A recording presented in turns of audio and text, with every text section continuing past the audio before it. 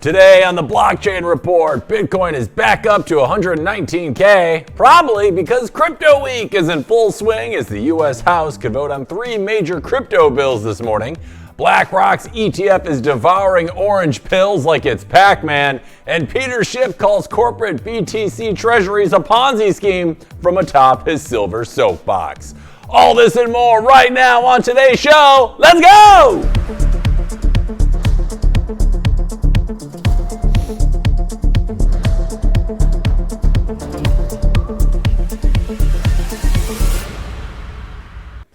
Good morning and happy Wednesday, my blockchain bandits, Bitcoin bulls, and everyone who still thinks staking means impaling a vampire. I'm Hank Hudson, coming to you live from San Francisco, California, where the rents are vertical, the sidewalks are horizontal, and the Teslas have more personality than the founders they ran over. It's Wednesday and Bitcoin is sitting pat at around 119K, but the news keeps on rolling in. Now, before we dive headfirst into today's financial fever dream and act like we deeply understand proof of humanity consensus models, do me one solid, punch that like button like it's your grade school crush and follow RoxomTV and yours truly, me, at Hank at RoxomTV on every platform that still lets people talk about Bitcoin without triggering a terms of service violation. Looking at you, YouTube. Now, whether you're watching from your leased Cybertruck, your HOA shared Starlink, or a Wi-Fi enabled float tank in Miami, cancel your next Zoom call, grab a spoonful of alpha, and let's figure out what the hell's actually going on in the world of magic internet money. But before we do, let's take a quick look at the numbers in this morning's market rundown. Let's go.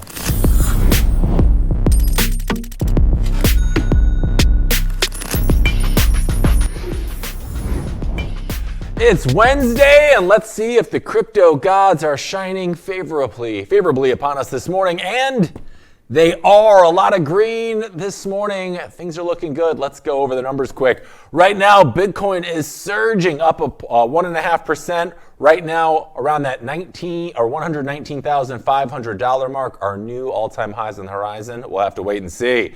Ethereum, it's having a day, all the way up to nearly 3,250 level. It had been hanging around 2,500 for a while, but it sounds like corporate treasury adoption might start including Ethereum for a lot of businesses as well.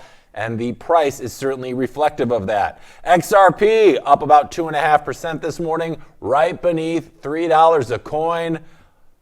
Cardano sitting at around 76 cents a pop, and Dogecoin eclipsing right beneath $20. Let's go to the next. Let's take a quick break. When we're back, we got Piotr from Xapo Bank joining us to go over the top news of the day. We'll be right back with that and more in just a sec. Security matters. Xapo Bank, the only way to bank your Bitcoin. Apply now at xapobank.com.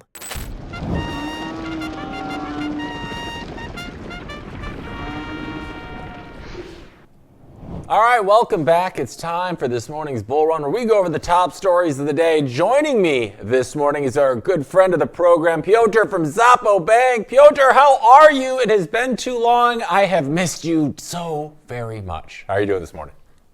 I'm great. Thanks, Hank. Thanks for having me. Oh, it's always a pleasure. And you, my friend, just came back from BTC Prague, right? Tell us about it. How was it? Exactly. I was about to mention that last month it was totally amazing experience. We've been participating in a lot of panels, on how to custody Bitcoin, how to buy Bitcoin, KYC Bitcoin, non-KYC Bitcoin, all of that. We discuss all custody models. We've met tons of customers, lots of prospects, interesting conversations. The vibe was really there. So yeah, amazing experience, and I'm glad we've been part of it. Did you give any speeches on any of the stages or anything? Looks like you got a new haircut. You're looking sharp. It looks like you just came off a stage or something. Yeah, so as I said, we've had 2 panel discussions where we were discussing different custody models for Bitcoin. So we basically, spoke about everything ranging from, self-custody all the way to institutional custody for big corporations, etc. We've discussed security. And then I had the second panel, which was even more interesting. It was quite interesting because the audience, we had a fully packed audience, and we were discussing, how to buy Bitcoin. All the different ways to acquire Bitcoin, including, buying on exchanges, buying at players like Zappo Bank, buying as peer-to-peer, going to local Bitcoin meetups and exchanging cash for Bitcoin. We discussed it all the pros and cons. And after the session, I've got lots of DMs or people just coming to me and saying hi, and the fact that they were very into this discussion. We had very lively discussion. I mean, the moment we very quickly went off the script, and basically we started discussing very lively. So it was great experience, and the audience appreciated it well as well. I bet they do, and we appreciate when you come with us to talk about Bitcoin as well, because you sure are good at it, and we are certainly excited to have you back on this morning. So hang tight. We're going to go over our first story, and I'm going to loop you back in, and we'll chat. Sound good? Yes. All right. Okay, first up, boys and girls, BlackRock's IBIT ETF is now the most profitable ETF the financial giant has ever launched, and yeah, that includes the one tracking the S&P 500. Why? Because IBIT is absolutely gorging itself on Bitcoin. Analysts now say it could hit $100 billion in assets before the end of the month. ETF analyst Eric Balkunas said he thought it would happen this summer. Then flows picked up, Bitcoin rallied overnight, and boom, $88 billion already. As of July 14th, it's at $85.96 billion, and the daily volume just keeps on stacking. IBIT has had positive flows every trading day since June 9th, and not a single outflow in July. That's the kind of consistency your last three relationships didn't have. It's also now generating $186 million a year, making it more profitable than BlackRock's S&P 500 fund. And the volatility, nearly as tame as the S&P. So yeah, a Bitcoin ETF is now considered stable. But here's where things get a little spicy. The ETF's performance is now so tightly linked to Bitcoin's price that they're practically doing a slow dance together. As Bitcoin goes up, IBIT grows. As IBIT grows, more institutions pile on in. More inflows equals more Bitcoin buying, and more Bitcoin buying is a higher price. It's a virtuous cycle or a degenerate feedback loop, depending on your mood. BlackRock's not playing coy either. They scooped up another 3,294 BTC for a very casual $386 million. Their total stash now over 717,000 Bitcoin, worth nearly $83.86 billion. That puts them within sniffing distance of Satoshi Nakamoto's mythical 1.1 million Bitcoin stash. Now, at their current pace of roughly 40,000 Bitcoin a month, they could overtake Satoshi by May of 2026. Satoshi walked, so Larry Fink could run, or so it seems. Meanwhile, they're dabbling in Ethereum too. BlackRock grabbed 50,970 ETH for around 150 million bucks. Not quite the same flex, but sure, go ahead, diversify. IBIT is now one of the 25 largest ETFs in the world and hasn't even had its terrible twos yet. So yeah, while Peter Schiff screams into his keyboard, BlackRock is quietly buying up the future of money and charging you a modest fee to join them. We're bringing Piotr in. Piotr, BlackRock's Bitcoin ETF is now their most profitable fund ever, even outperforming their S&P 500 fund. From your position at Zappo Bank, how do you view the rise of these institutional vehicles for Bitcoin exposure? Yeah, so we obviously seen the rise of Bitcoin ETFs and specifically BlackRock one, one of the most successful ETFs launches in the history. It's very young ETF. I mean, it's been only launched, less than 2 years ago, and it's been growing like crazy ever since. Now, what this tells us, because we've had all those conversations at Bitcoin Prague with hardcore maxis and Bitcoiners telling me, that's not the real Bitcoin. It's a paper Bitcoin. It's a proxy Bitcoin. You don't want this. This is a second best. You want the best asset. You want Bitcoin itself, not the IBIT, right? But what they are not really getting is the fact that there is so many huge pools of capital in the traditional finance.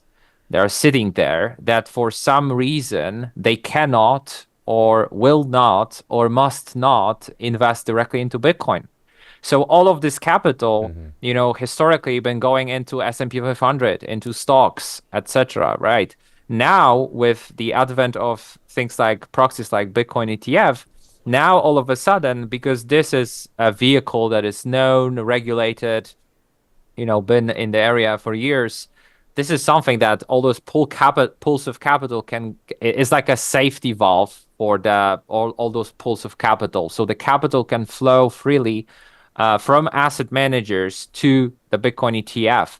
Because look, if I have a tax-free retirement account, I cannot buy Bitcoin from that account. So what do I do with that money if I'm a Bitcoiner? I want to do something with it. I'm not putting this into Amazon at those prices. At all those Magnificent Seven stocks have been way overpriced because historically money was only flowing to those best stocks. So Tesla's, Amazon's, Microsoft's of the world, right? Whereas right now, I open my brokerage account and I can see I can invest in MicroStrategy, I can invest in IBIT, I can invest in all those different proxies that give me exposure to Bitcoin while having a comfort of investing, from the brokerage that I know and I've been using for years.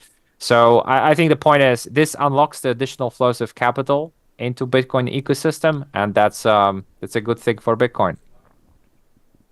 Yeah, I think so too.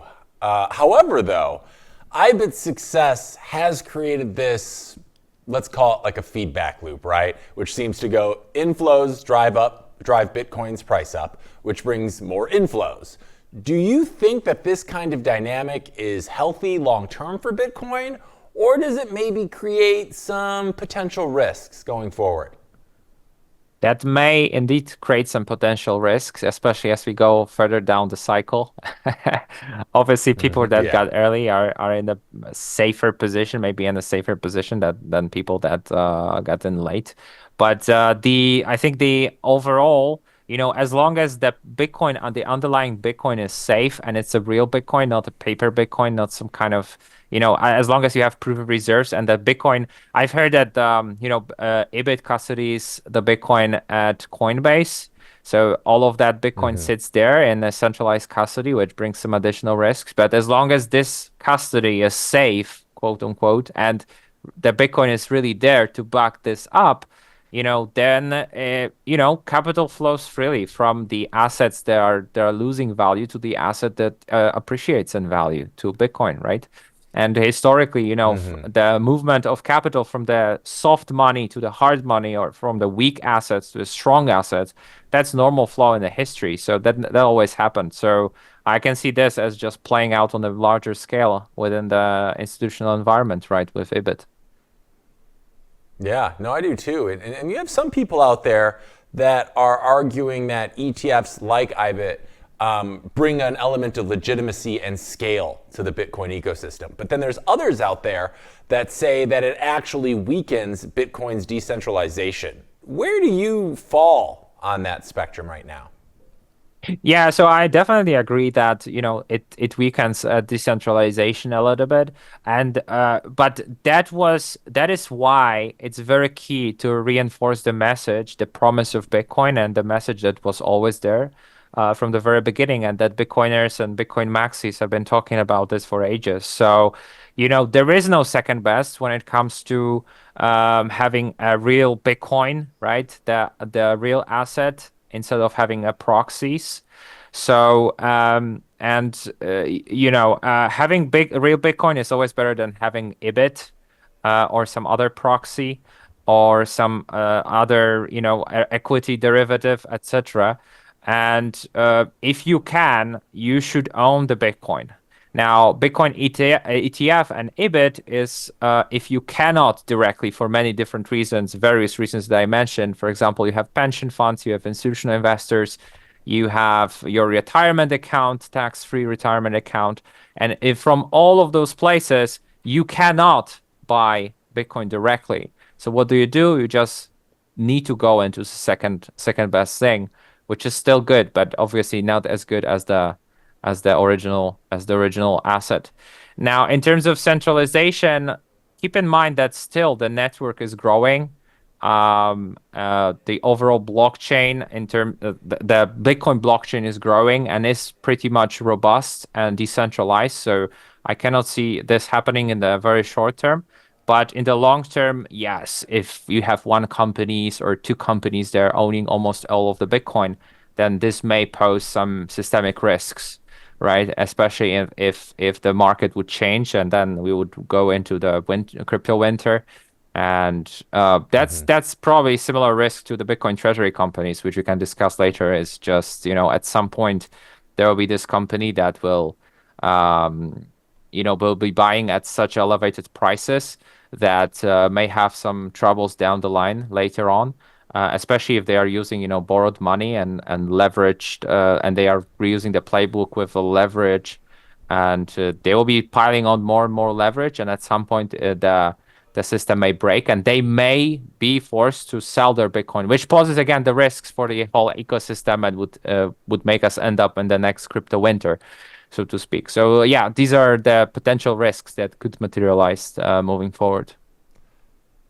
Yeah, it's an interesting time right now. We're having all of these new vehicles built around Bitcoin, Bitcoin treasury strategies, Bitcoin ETFs, but we haven't really seen them tested in like a true bear market or during like a big pullback as we've seen throughout Bitcoin's history. So we're kind of entering this unknown territory going forward where we have all these new great emerging products, but we're not sure how they're going to withstand some of the typical volatility we've seen from Bitcoin in the past. But you could also make the argument that like maybe we're maturing out of those phases of that type of volatility. Right now, we've seen Bitcoin this year be more stable, I think, than the S&P and the NASDAQ overall. So it's interesting. We'll see what happens. It does seem like there's definitely some risk out there, but we're just going to have to see how things play out. I mean, right now, BlackRock alone holds over 700,000 Bitcoin by themselves, which makes me wonder, like, as a bank at Xapo that provides Bitcoin services, does that kind of centralized treasury concern you? 700,000 all to BlackRock themselves? Or was this always going to be part of the natural Bitcoin adoption cycle? What do you think? Yeah, so that's an interesting one. So if you're thinking about centralization, there's many layers to it. So for example, at Xapo Bank, one could say that we have a centralized custody because we are just one place to store your Bitcoin, and then we are serving, retail and also institutions. But that's not really precise, because for example our custody is built in a way that's pretty decentralized with our military grade MPC setup and security infrastructure that we have all around the world. We have all this network of signers all around the world, and we have the Swiss bunker, and it's all distributed and decentralized. So although we as Xapo provide a centralized custody, our setup is lacking any single points of failures. And I think in the same way, if you look at BlackRock, of course, BlackRock is using Coinbase and another qualified custodians to custody big treasures and large reserves of Bitcoin. For sure, they have enough governance in place and enough security controls in place and distributed setup so that their Bitcoin that they are custodying there is safe and secure and is immune. That setup is really immune against any threat that you can possibly think of, just because of the scale of the custody. So while from the outside world, well, you could say, well, it's all custody in one provider and Coinbase, under the hood, they have pretty redundant and distributed security setup, similar to what we have at Xapo. So I'm not concerned with any security risks coming from holding Bitcoin. The only thing that I'm slightly concerned with is those Bitcoin treasury companies that are basically buying Bitcoin at elevated prices, and they are using borrowed money to do so. And the problem with this is, if MicroStrategy is doing this, they are borrowing at 0% or 0.5% or something like that, right? Whereas if the other Bitcoin treasury company, or especially new Bitcoin treasury company that just was created for the purpose, coming out of nowhere and start doing this, they may not be able to secure as good cost of capital. So not only they are borrowing more expensive capital, then also they may be buying later in the cycle at elevated prices, and that at some point may not work. That math may not work. And then when the downturn comes, because I don't believe in the end of the cycles thing where it's just like no cycles anymore. I think we may have some attenuated, maybe less pronounced cycles, but we still have them.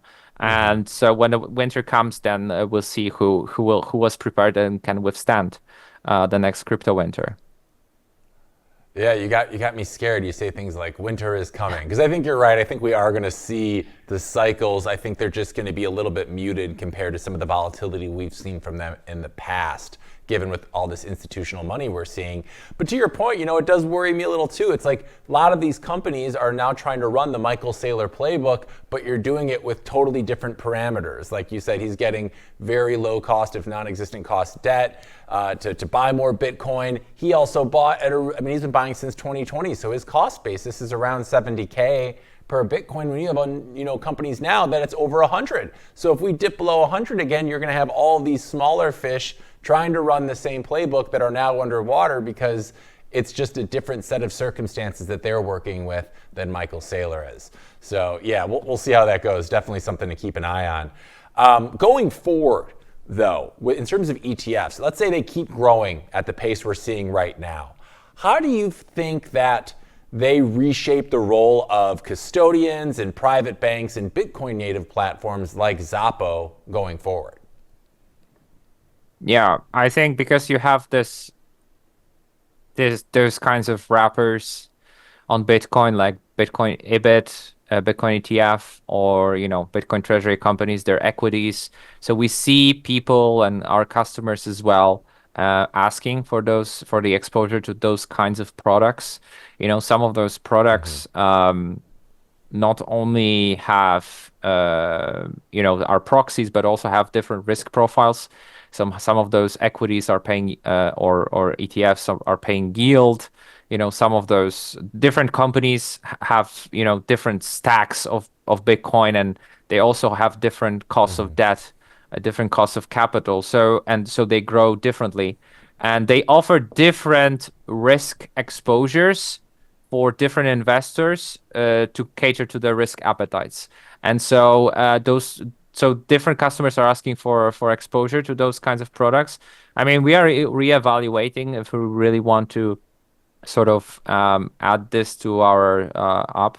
But right now, I can see this moving forward, because eventually that whole financial system will have Bitcoin embedded into it, so that wherever you go, there is a way in some shape or form of having exposure to Bitcoin or Bitcoin derivative products. And this is inevitable. So it's no longer that I go to my local brokerage and I cannot get exposure to Bitcoin. It's just, okay, it's different form, whether it's ETF or it's Bitcoin treasury company, or it's like some strategy product, some strategy equity they're having. In some shape or form, I will have the Bitcoin plugged in there, so I can channel the capital that I accumulated in those accounts into those Bitcoin proxy products, and this will be true for millions of people, because it's just like you don't need to create, you don't need to create yet another account. You don't need to set up your own self-custody. You don't need to think about any of that. You just have a button, just select different instrument, and you've been doing this for Tesla. Now you can do it for IBIT or from other Bitcoin proxy products. So it's seamlessly integrated into, the whole traditional financial system. Love to hear it. So I think you're right. I think as we continue to move on, as we see these new big institutions come to play in the Bitcoin sandbox, we're going to have a lot more options in terms of what we're able to do with our Bitcoin. And we know you guys over at Xapo Bank are the premier place to not only hold people's Bitcoin, but give them the best advice on what they should be doing to maximize their Bitcoin holdings. So we certainly appreciate everything you guys are doing over there. Hang 10, Piotr, we're going to go over this next story, and I'm going to bring you right back, because in a plot twist that literally nobody asked for, Vanguard, one of the biggest Bitcoin skeptics in the world, is now the largest institutional shareholder of Strategy. That, of course, is our Lord and Sailor Michael Saylor's company. You know it. It used to be called MicroStrategy. The one that literally turned, there he is, that literally turned its balance sheet into a Bitcoin vending machine. According to Intel, Vanguard now owns over 20 million shares of MSTR. That's roughly 8% of Strategy's Class A common stock, which means Vanguard has indirect exposure to more than 200,000 Bitcoin. And they didn't get here slowly. It's a 26.3% jump in ownership since just January. Now, a lot of this exposure comes through Vanguard's massive index funds, like the Vanguard Total Stock Market Index Fund, and dozens of other Vanguard mutual funds and ETF tracking mild cap stocks. So yeah, the same firm that refuses to touch spot Bitcoin ETFs is now deeply exposed to Bitcoin via Michael Saylor's corporate war chest. Now, Vanguard has been a Bitcoin bear for years. Unlike BlackRock, they've refused to offer any spot BTC exposure to their clients, and their messaging hasn't changed much. Now, in May, Vanguard CEO Salim Ramji told Bloomberg TV that the firm doesn't cater to fads. He said, "We're dependable for the long term." And in a separate interview with ETF.com, Ramji doubled down, saying, "We're not in the business of making bets on speculative assets like Bitcoin. That's just not consistent with the investment philosophy we've built over 50 years. Meanwhile, BlackRock's iShares Bitcoin Trust, IBIT, which we just spoke about, has become the firm's most profitable ETF, and again is on pace to hit $100 billion in assets under management. So while BlackRock builds the future, Vanguard accidentally bought a front row seat. Bloomberg's Eric Balkunas summed it up best, saying, "When you have an index fund, you have to own all the stocks for better or worse." He said Vanguard's exposure to a Bitcoin maxi company like Strategy is a reminder that God has a sense of humor. And apparently, so does the market. We're bringing back Piotr. Piotr! Vanguard has historically avoided spot Bitcoin ETFs, yet they now hold over 20 million shares of Strategy, giving them indirect exposure to over 200,000 Bitcoin. What is your take on that paradox? I'm trying to figure it out myself. Yeah, so it's indeed funny, right? And it just shows you that you can't escape Bitcoin.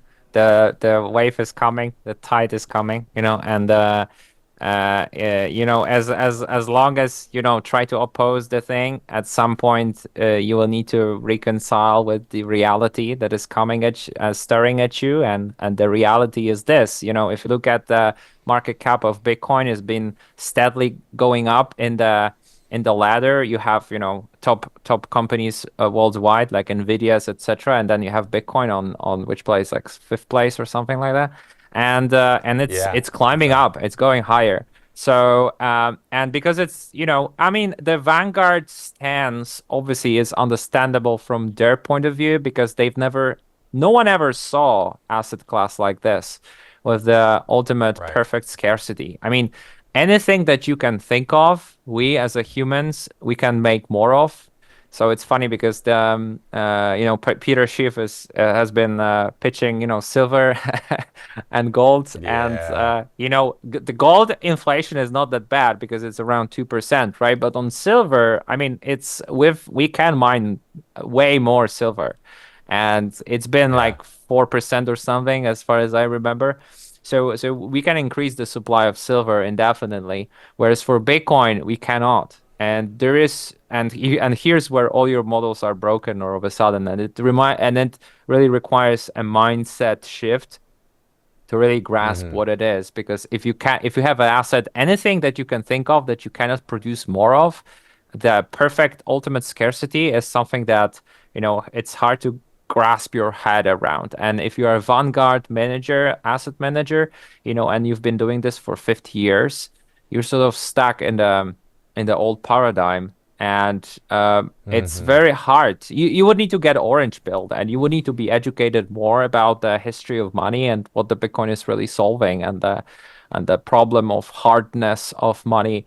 And what happened in 1971 with Nixon shock, and what Fed has been doing, and all of this stuff. You basically need to get a crash course on history of money.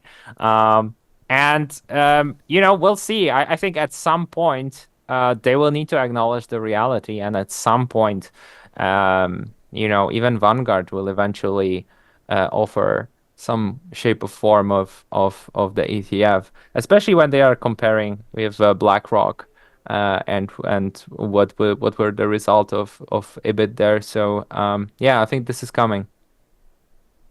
Yeah, I do too. I mean, you mentioned Peter Schiff, for instance, and I think he's kind of a good example. You have people like Vanguard and the Peter Schiffs of the world that initially dismissed Bitcoin. But I do think, as we're seeing with this most recent example at Vanguard, people are starting to realize that it is, in fact, the apex asset of all the assets, right? It's like kind of dropping a tiger into an ecosystem where maybe a lion was the apex predator there. But tigers are bigger and more powerful than lions. We don't always want to believe it, but over time we start seeing it. And then when we start doing little things that, while not directly acknowledging that tigers are the apex predator in this situation, or a la Bitcoin is the apex asset, we see things time and time again that we're like, oh, this is becoming harder to ignore. Oh, this is becoming harder for me to be a detractor about. I mean, we saw Peter Schiff at Las Vegas Bitcoin conference, literally, they are, as he would probably tell you, to antagonize, but he's also coming out and saying he now owns Bitcoin that's been given to him. So like, you see people making these changes very smallly along the way, so they don't have to flat out admit that they're changing their position wholly and entirely, until one day they eventually will, and they'll be orange pilled just like the rest of us. Just sometimes it takes them a little bit longer. In terms of Vanguard, their exposure to Bitcoin, as we mentioned, came largely through index funds and passive investing. Does this show to you how unavoidable Bitcoin is becoming in traditional portfolios, even for skeptics? It's seeming like it's too big to ignore now.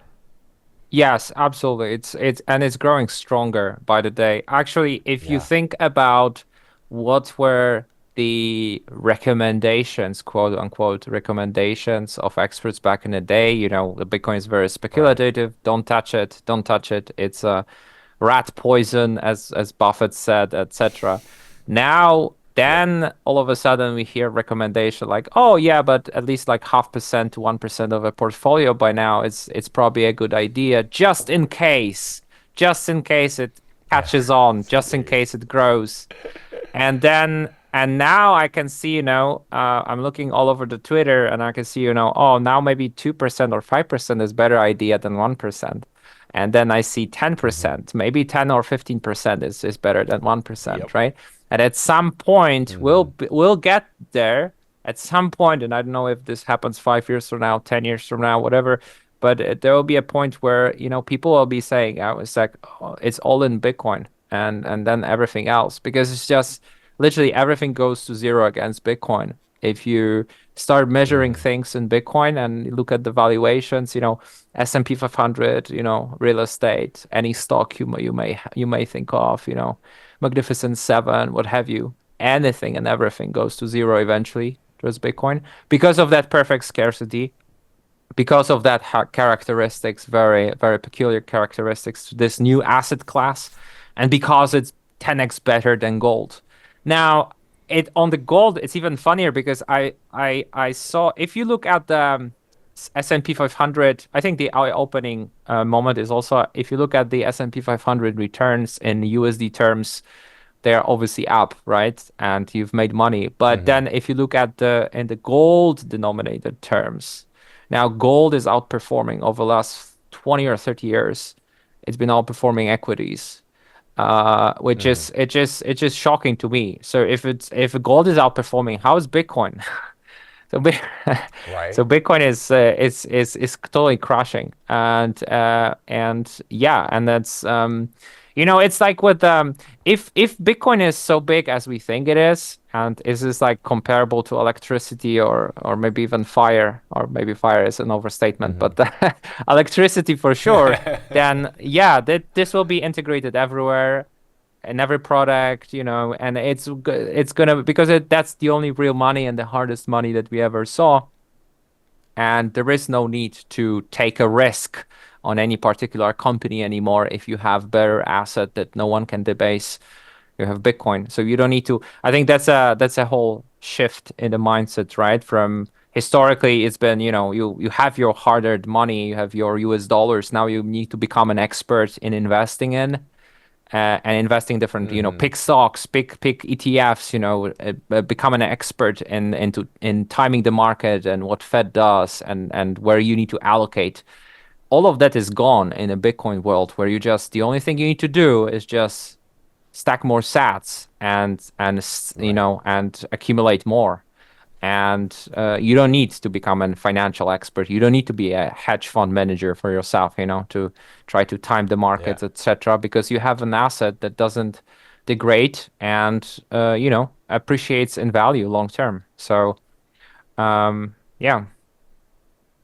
Yeah, no, I mean, I think we're seeing it in real time, and anyone who's been part of the Bitcoin ecosystem for some time, we see this time and again. Things happen gradually and then suddenly. Right? We spend years kind of toiling, and then we're the next leg up and everybody's talking about us, and then we fall back down a little bit, but we're still higher from when we started, gradually, then suddenly. And I think that's how hyper Bitcoinization is going to happen. We're going to get to a point where everybody just realized if they were a hater before, they can no longer afford to have that attitude as we go into the future. Otherwise, they're going to be left behind with everyone else twiddling their thumbs who didn't get on the orange pill bandwagon. So yeah, no, I think you make some really good points there. And I want to talk about one of these people right now. So hang tight with me, Piotr. We're going to be back with you in a sec, because our good friend Peter Schiff is sounding the alarm on Bitcoin again.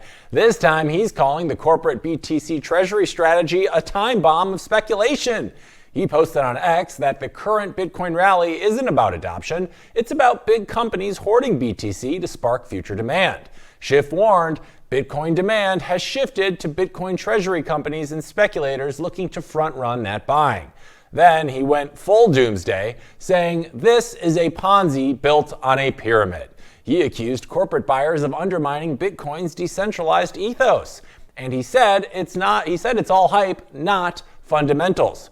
Economist Steve Hanke backed him up, saying companies swapping productive investments for Bitcoin treasuries are playing roulette. He said BTC has no business model and no fundamental value.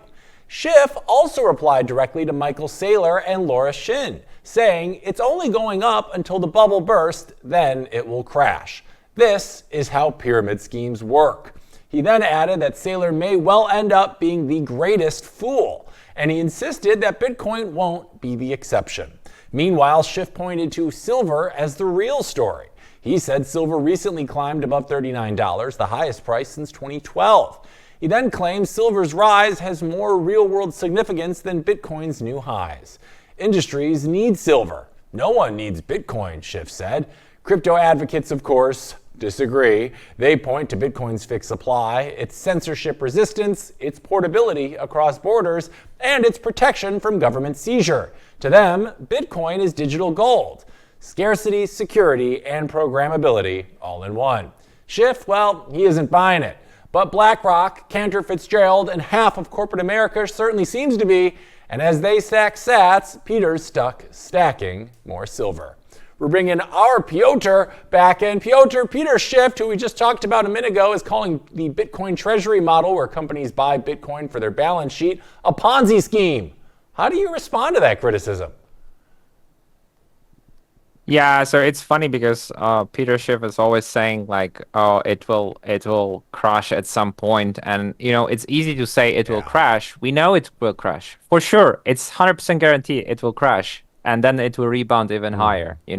And this has been happening, in the history ever since. But ever since we've been getting higher highs and higher lows as well. We never crashed to the point where, like crashing right now to 5K is unimaginable for most people, for example, because we were way past that, right? And obviously, like price speculation, there's many people, sharing their price predictions, etc., that whether we are going to, 200K this year or 500,000 this year or even more if the real craziness in the market kicks in.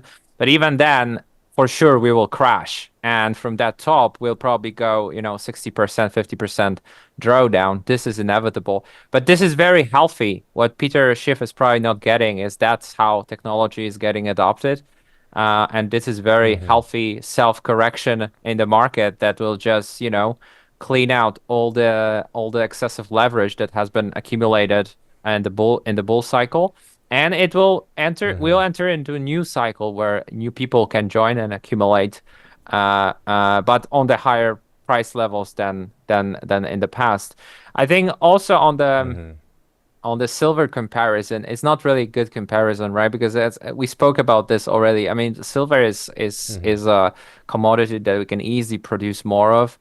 And historically, even if you look at the prices, and even if you look at the prices denominated in USD, which we as a Bitcoiners, we do less and less of, we look at through lenses of Bitcoin. But if you look at USD prices, it still haven't recovered from 80s or 90s. It's just been really lagging there. And it's even way worse if you look at Bitcoin denominated terms. You start measuring, price of silver in Bitcoin denominated terms, it's just going to zero. It's just it's just literally there's one way. So and Peter Schiff, you will always have people like that. I don't think silver is a good investment. I mean, even if you look at historically, the reason why gold overtook silver is because it was harder.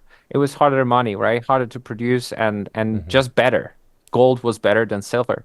And if you look at 19th century, there were countries that were on silver standard, like China and others, and they were really struggling because of that, because gold was simply stronger currency, was better holding the value, and silver was losing value. So then countries that were on silver standard eventually had to adopt gold standard because it's just, you couldn't continue on that. And now when we have Bitcoin standard, so we go even level up from gold, then all of a sudden going back all the way to silver standard doesn't make sense at all to me.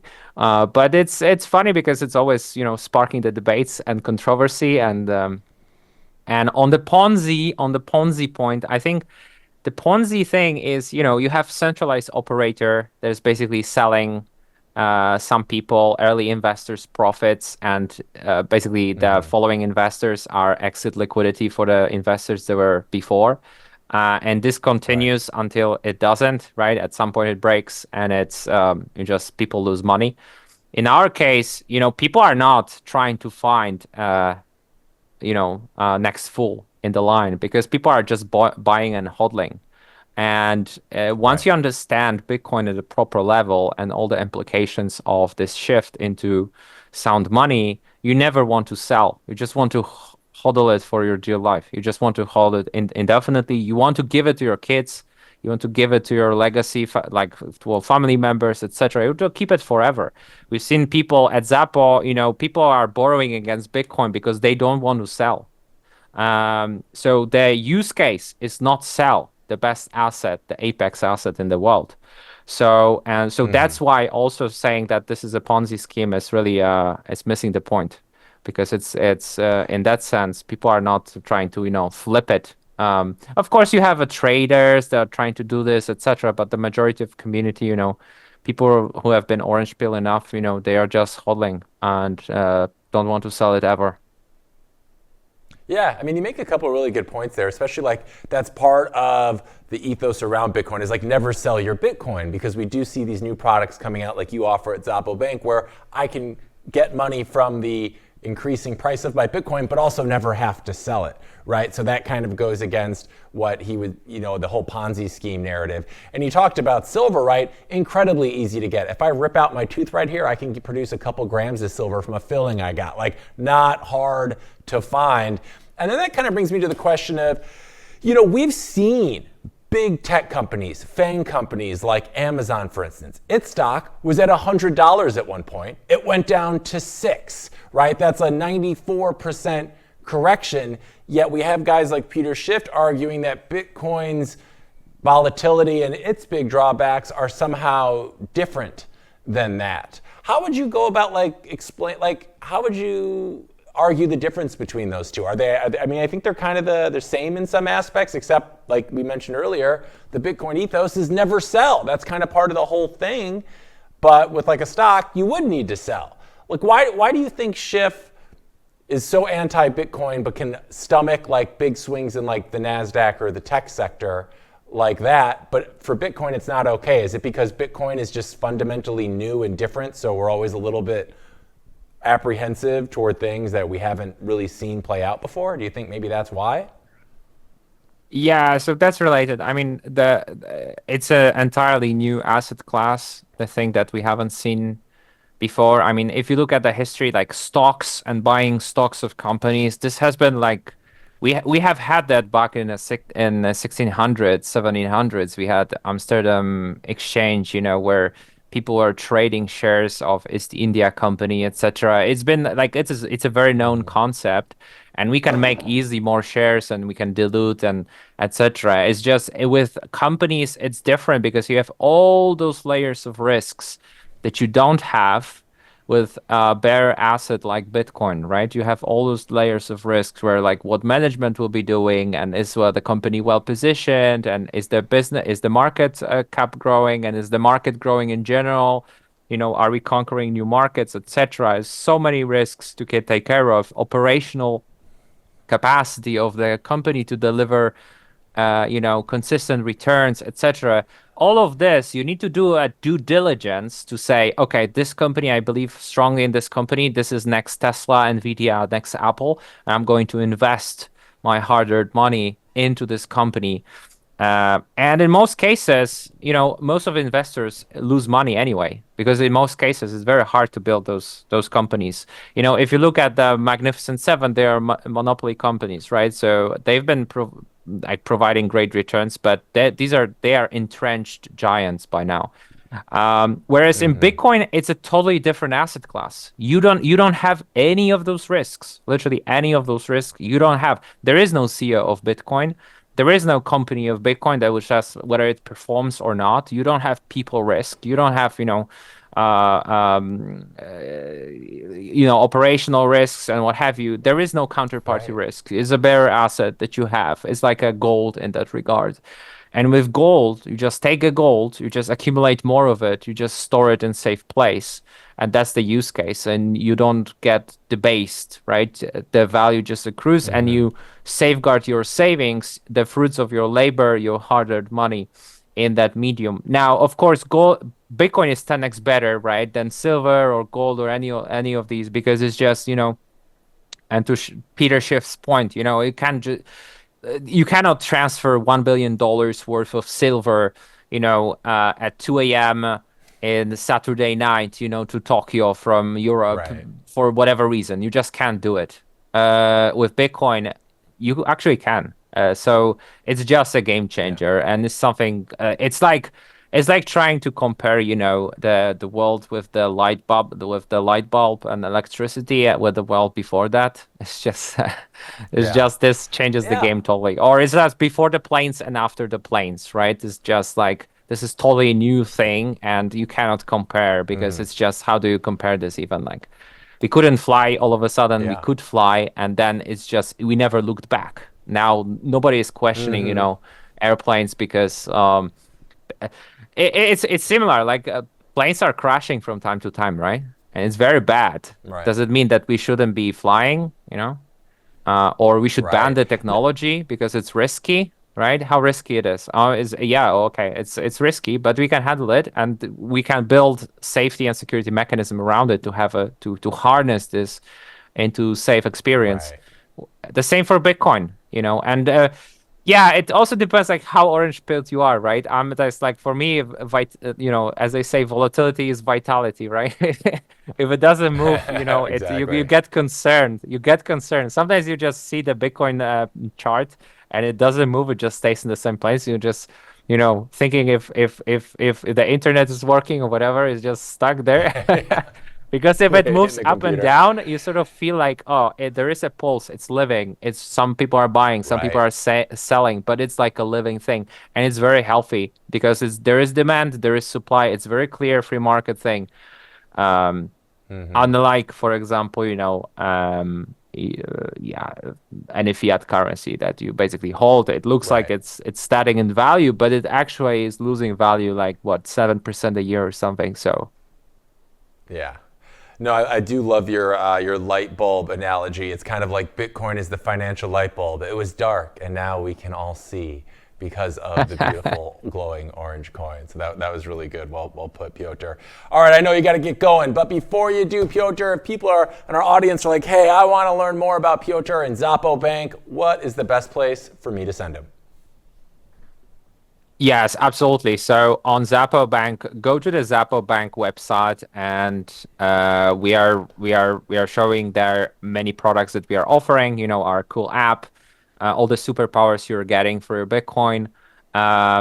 Sending, spending, receiving, borrowing against Bitcoin, our latest edition. We have some yield options coming, very exciting products as well. And personally, I'm on Twitter, so have a look me up at Piotr Bet, and that's it. Amazing. Well, Piotr, it's always such a pleasure to have you on the show and getting your insight and expertise on the Bitcoin ecosystem. So we certainly love and appreciate you joining us this morning, and we hope to see you again really soon, my friend. Thanks for taking the time. Thanks for having me, Hank. Pleasure was all mine. All right, we'll see you soon. We're taking a quick break. When we're back, we got more Bull Run coming up. You won't want to miss it. Stay tuned. Blockchain Report back with more. Just a sec. Security matters. Xapo Bank, the only way to bank your Bitcoin. Apply now at xapobank.com.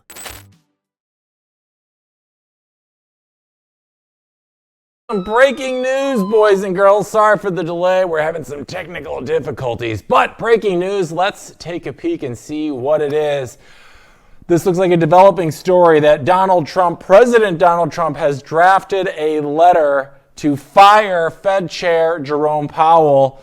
It seems that the president waived a copy of a draft letter firing Jerome Powell at a meeting in the Oval Office with White House Republicans. It remains to be seen whether he follows through on this threat. Now, for those of you that may not remember, this would be a really big deal. Why is that? Well, Jerome Powell is the head of the Fed, and he's the one deciding if we get any rate cuts this year. We know President Donald Trump has been beckoning for rate cuts for months now, and so far Powell has yet to acquiesce to his demands. And we know that if we see rate cuts, that means there's probably going to be more liquidity flowing into the big system here, which will undoubtedly get put into Bitcoin as people use those lower rates to go into what are considered risk-on assets, even if we're seeing Bitcoin become something a little bit different than that. So that is big news. We will continue with this developing story as we get more information.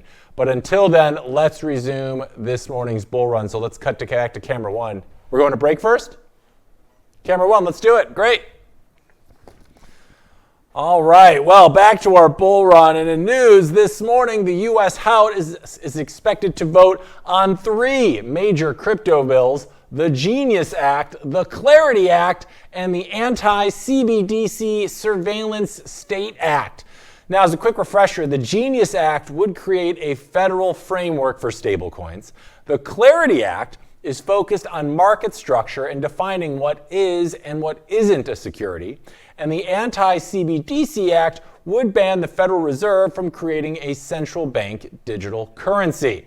Now, President Trump has been calling for their support on Truth Social. Surprise, surprise. Only some of it's in all caps, which is also surprising. Now, President Trump said the Genius Act would put America light years ahead of China and Europe, and he's urging Republicans to pass it immediately, saying in all caps, all Republicans should vote yes. And again, all caps, as he tends to do. But not all Republicans are on board just yet. Marjorie Taylor Greene and Andy Biggs say the Genius Act doesn't go far enough in banning a CBDC. In fact, Biggs said the bill could allow for a layered CBDC and lax guarantees for self-custody. Meanwhile, supporters of the bill, like Arkansas Representative French Hill, says he believes they have enough votes to pass the bills. Here's what he had to say on CNBC. Let's take a peek. I guess rumblings that maybe the votes weren't there, and then the president met with some individuals yesterday. Are you confident now the votes are there? I believe that we do have the votes to advance the Senate Genius Act, which will create the first federally regulated, with clear rules, dollar-backed payment stablecoin, which will unleash a new competitive round in how payments are done when they're used in a blockchain application. We also have the House's work on market structure, which we've worked through the House Ag Committee and the House Financial Services Committee. Strong bipartisan support for that bill. And then finally, Whip Tom Emmer of Minnesota. Mr. Emmer has his bill that blocks the federal government from creating a central bank digital currency through the Fed unless it's done with a specific authorization through Congress. So I believe that the House has the votes for those three measures, and the Speaker is working this morning on how they'll be coordinated and presented to the House for consideration. Representative French Hill, who sounds exactly like you would expect someone named French Hill to sound. And while Donald Trump is calling this week Crypto Week, Democrats are labeling it Anti-Crypto Corruption Week. Representative Maxine Waters warned that investors might lose everything if the bills go through. She said crypto investors would lose their investments, they will lose their 401ks, they will lose their homes. All because of what she called a fraudulent, corrupt administration.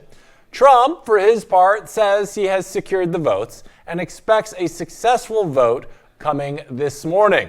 Now, really quick, let's take a live look from the U.S. House this morning. We'll be keeping an eye on the votes for these three bills, and we'll let you know if we see any updates. We can see right now Representative Don Davis giving his 2 cents as we await some votes expected to be sometime this morning or later today. Again, we will keep you abreast if we get any new news or developments on what's going on in Capitol Hill. But remains to be seen for now, but we'll make sure to keep you posted. Let's head back to camera one.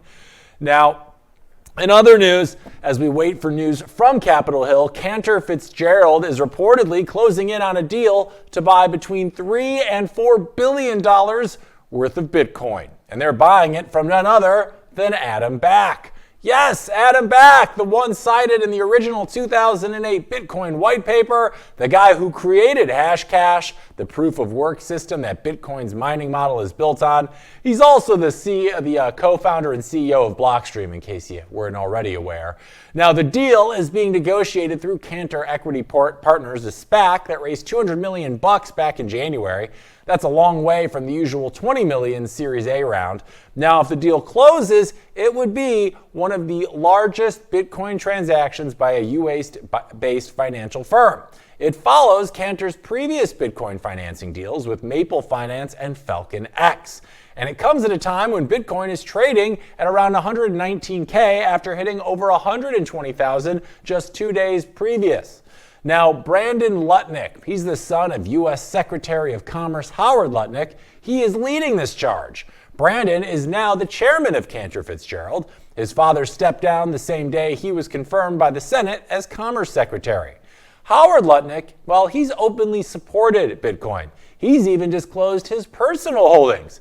In fact, he's called for global unrestricted Bitcoin trading. And in May, he transferred ownership of Cantor Fitzgerald to his sons, Brandon and Kyle. So now, under new family leadership, Cantor is making one of the boldest Bitcoin bets yet.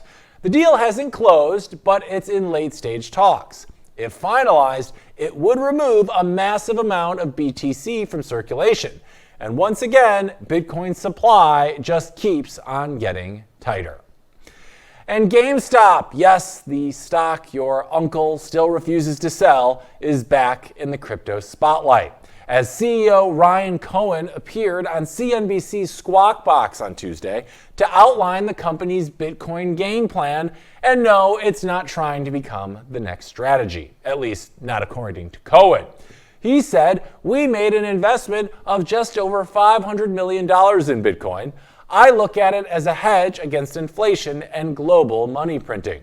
He emphasized Gamestop has a very strong balance sheet, more than $9 billion in cash and marketable securities. So don't expect a Sailor-style buying spree just yet.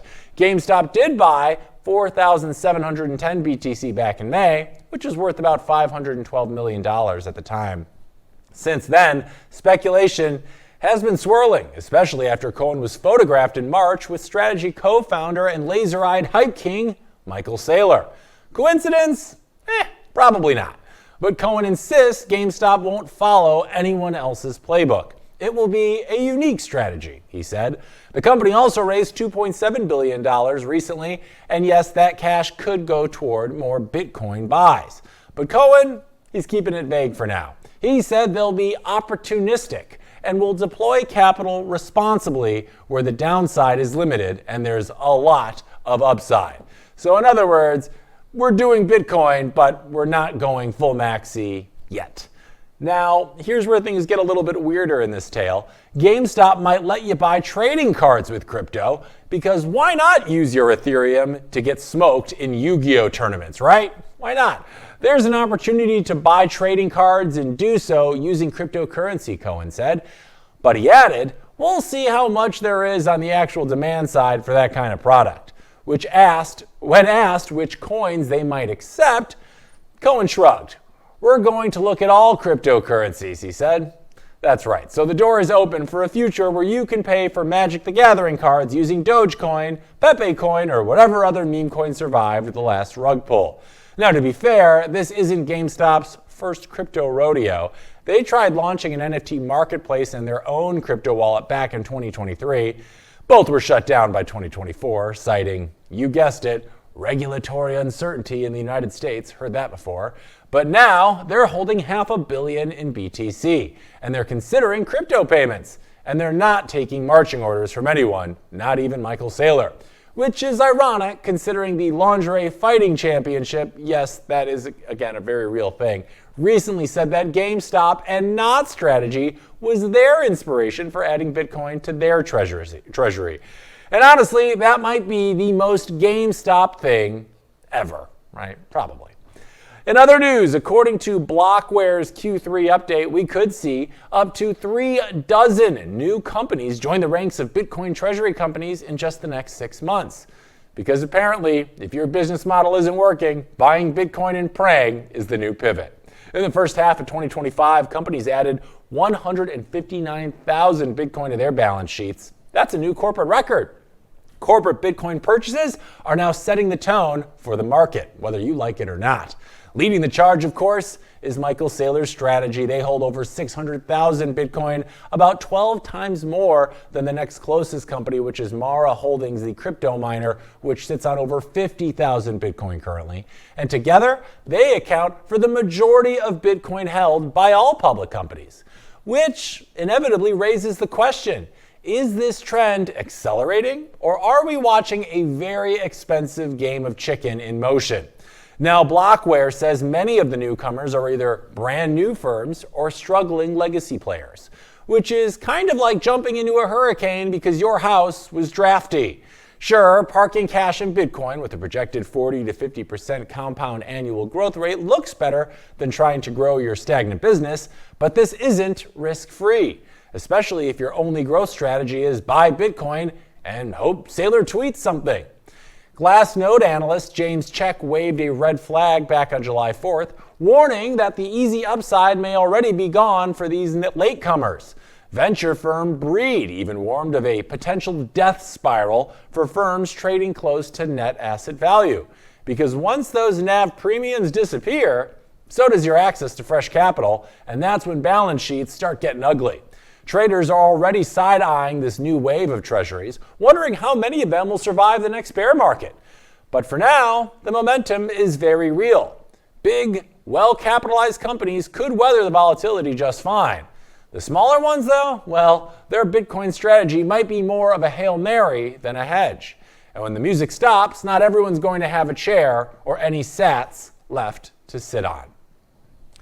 And with Bitcoin at new all-time highs this week, blasting past 123K just a few days ago, that, remind you, is a 75% surge since back in mid-November. But according to Deutsche Bank, the real story isn't the price, it's the volatility. Because for the first time in its chaotic history, Bitcoin is calming down. Deutsche Bank analyst Marion Labour called it a historic decline in volatility levels. And she says that the drop is happening while the price is going up. Or in other words, Bitcoin is breaking the laws of its own physics. In her report, Labour wrote, while excitement over the upcoming legislation has spurred Bitcoin's sharp appreciation, it is notable that Bitcoin's rise has also been accompanied by a historic decline in volatility levels. She says this could mean Bitcoin is starting to decouple from its usual volatility spikes. Or in other words, it's growing up. Well, it's so cute. Now, according to Labour, this shift is being driven by macro and micro trends coming together. More institutional adoption, more regulatory clarity, and stronger long-term holding patterns. Labour believes Bitcoin's current momentum isn't just speculation, it's part of a larger structural transformation. She pointed to several global drivers of this, including geopolitical instability, tariff chaos, de-dollarization, and rapid fintech innovation. These, she says, are all contributing to Bitcoin's maturing performance.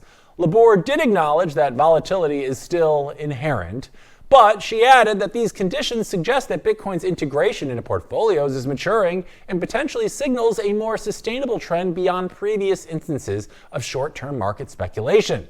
Deutsche Bank, for its part, isn't sitting on the sidelines themselves. They recently announced plans to launch crypto custody services in 2026, and they'll use infrastructure from Bitpanda and continue collaborating with Taurus.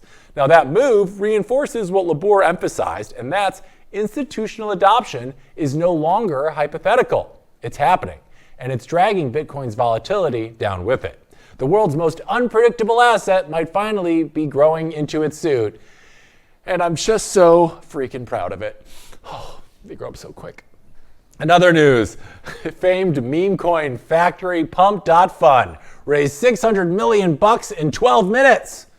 12, not 12 hours, not 12 days, 12 minutes. The Solana-based token launchpad, essentially a Build-A-Bear workshop for meme coins, sold 125 billion Pump tokens at 0.004 cents a pop, giving it a $4 billion valuation before its first beer. The tokens sold out faster than Taylor Swift tickets, for Christ's sakes. And what was the public sale designed to fund? Well, the stated goal is to kill Facebook, TikTok, and Twitch, but on Solana. Sure, okay, because when in doubt, shoot for the algorithm gods, right? Pump.Fun lets anyone, and we mean anyone, spin up a token with no code, no effort, and apparently no regulatory nightmares yet. The tokens aren't tradable for 48 to 72 hours as the team distributes them to buyers, but once they are, expect the kind of chaotic volatility that makes Dogecoin look like a bond ETF. Retail investors, or degenerates, depending on your perspective, are stampeding into meme coins again. It's a symptom of a larger trend. Total 3, the chart measuring crypto market cap without Bitcoin or Ethereum, is pushing toward 1 trillion resistance level. And if you zoom out on things, this is the altcoin market trying to break out of its slump, powered by meme mania, speculative liquidity, and people who missed Bitcoin at 20K and want their revenge. The question now is whether Pump.Fun sustains its momentum or becomes a cautionary tale in the oops, all rug pulls aisle. But for now, it's pumping and hard. And whether or not the tokens hold value, the meme economy is alive, frothy, and fully degen again. We're taking a quick break, but when we're back, Robinhood's CEO says companies are lining up to join its tokenized equity platform. You're not going to want to miss that and much more still coming up on the Blockchain Report. We'll be right back. Security matters. Zappo Bank, the only way to bank your Bitcoin. Apply now at zappobank.com.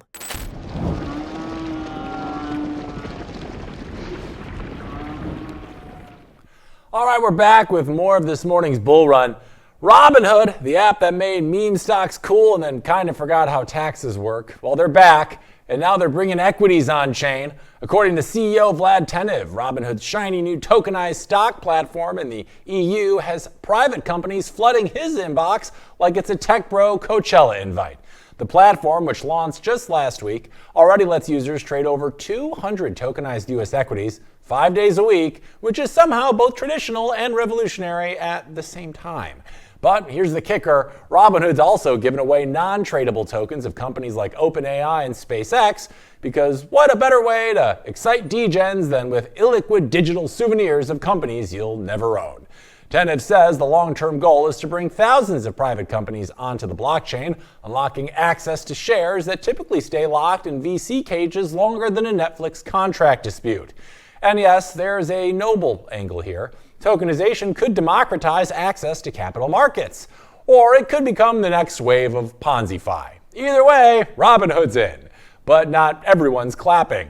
The Bank of Lithuania, which regulates Robinhood in the European Union, is already asking the kind of regulatory questions that suggest someone actually read the white paper.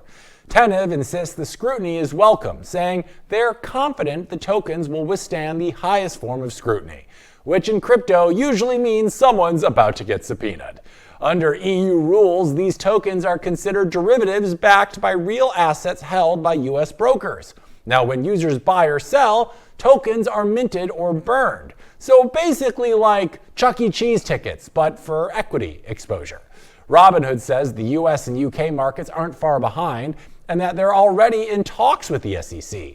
And in case you're wondering how serious this tokenization trend is, BioSig Technologies, a company you've never heard of, secured $1.1 billion in funding to tokenize the commodities market.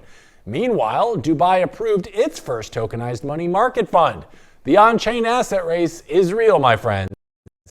And Robinhood, once the poster child for retail stock chaos, wants to be the platform where your Tesla shares and your friend's startup equity live in perfect digital harmony. Assuming, of course, regulators don't kill the vibe first. And Tokyo-based energy and fintech firm RemixPoint has decided it's had enough of fiat. The company announced it raised 31.5 billion yen, that's around 215 million bucks, with one very specific goal in mind, and that goal is to buy more Bitcoin. Not diversify, not to hedge, not to explore Web3 synergies. They want to buy more Bitcoin. RemixPoint currently holds about 1,051 Bitcoin, which is worth around 114 million bucks, but that's just not enough. They're aiming for a 3,000 BTC reserve because apparently stacking sats is now a corporate KPI. Now, to make this happen, RemixPoint issued its 25th series of stock acquisition rights and its fourth round of unsecured bonds, which sounds like a Wall Street Mad Lib, but is actually how they raise the cash. The stock rights will result in 55 million new shares, a 39.9% dilution for existing shareholders. No discount either. Straight market price the whole way. And you know what they're doing with those funds? All of it's going toward orange coins, baby. That's not a treasury strategy. That, my friends, is a personality trait. Now, to further prove they're not LARPing, RemixPoint CEO Takashi Toshiro is now getting paid in Bitcoin because if the ship sinks, he's going down with the ledger. We want to be in the same boat as our shareholders, the company said. Translation, we're betting the whole boat is Bitcoin. The board unanimously approved the plan, citing a clear understanding of the difference between opportunity and recklessness, which is comforting since they also use the phrase extensive discussions, a corporate euphemism for we went down the Michael Saylor rabbit hole and didn't come back. But hey, they're not alone. The Bitcoin treasury space is getting crowded. Japan's MetaPlanet just added another 2,200 BTC for 237 million bucks and announced it's looking to buy a digital bank next. Because why stack sats when you can just buy the vault too? Over in Europe, France's blockchain group and the UK's Smarter Web company quietly scooped up 116 BTC and a 226.42 BTC respectively. Meanwhile, Strategy, the OG of corporate Bitcoin addiction, reported $14 billion in unrealized gains in Q2, which is $1 billion more than expected. So yeah, this Bitcoin treasury trend isn't slowing down. But not everyone's on board the laser-eyed locomotive. Glassnode's lead analyst James Check threw cold water on the hype, warning that the easy upside might be over. His take, nobody wants the 50th Treasury company, which is, hey, get out of here. Nobody wants the 50th Treasury company, which is fair, but if remix point hits 3,000 Bitcoin goal and Bitcoin hits 130K, nobody's going to care what number they were. They'll care about how many coins they have. And right now, they're buying like they know something, or like they don't want to be holding yen in 2026. Next up is Whale Watch. Let's roll the stinger.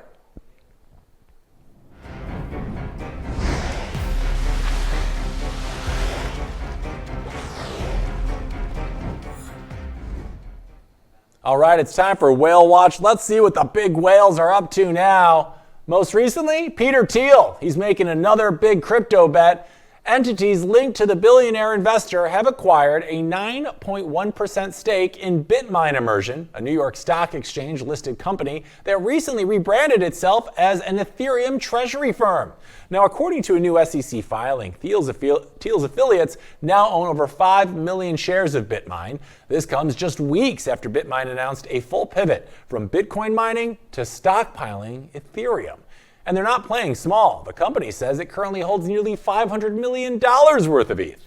That's nearly $500 million in digital ether sitting on the books of one publicly traded firm. Now, BitMine's strategy is inspired by Michael Saylor's playbook. But instead of turning its corporate treasury into a Bitcoin fortress, BitMine's gone all in on Ethereum. Now, since announcing the pivot in June, the company's stock has surged 400%. Management claims the move will increase shareholder value while also supporting Ethereum's decentralization by reducing circulating supply. Helping oversee the shift is Fundstrat's Tom Lee, who currently serves as acting chairman. And the strategy appears to be gaining traction. More firms are jumping into crypto treasuries, not just for Bitcoin, but Ethereum, Solana, and even XRP. Other Ethereum treasury firms include SharpLink Gaming and Bit Digital. Now for Thiel, this move isn't totally out of character. He and his founders fund have long supported crypto, both through direct investments in Bitcoin and Ethereum and by backing blockchain native companies. One example would be the company Bullish, a Thiel-backed crypto exchange which just filed confidentiality for a US IPO last month. The markets seem to like the BitMine move. As of 5:16 Eastern Time this morning, shares of BitMine were up roughly 27% in pre-market trading. And Thiel isn't just doubling down on crypto either. He's betting Ethereum isn't just programmable money, it's programmable equity. And BitMine might just be his proxy. We're taking a quick break, but when we're back, we're going to wrap up today's show with a little bullish, bearish, or BS. Stay tuned.